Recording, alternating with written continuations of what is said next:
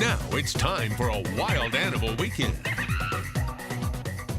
Hi, I'm Derek Kincaid. It's another Wild Animal Weekend here at Wild Animal Safari. I'm here with Kylie, our animal expert, and an African spur tortoise. Tell me about where these guys live. What's their natural habitat like? So they're from Africa. They're African spur tortoises or cicada tortoises. Okay. They live in the Sahara Desert. They're actually very unique to their environment.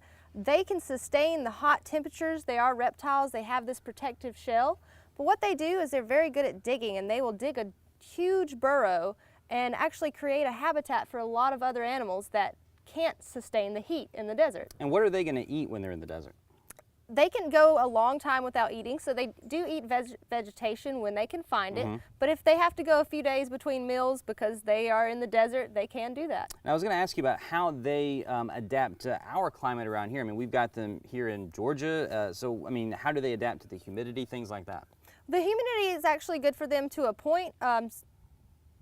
We have dry and wet seasons, so that's not so much the thing you have to worry about. What you really have to worry about with these guys is the cold in the wintertime. So we have this barn behind us. It's actually a heated barn. They go in there and they bury down, and they'll actually hibernate for a lot of the winter. They have their heat lamps and their heat sources in there, and we'll actually close them off, and if it's a really cold day, they'll just stay in there until they're ready to come out in the sun again. All right, well, fantastic. Well, come on down to Wild Animal Safari, check out the African spur tortoise and all the other animals, and join us next time on another Wild Animal Weekend.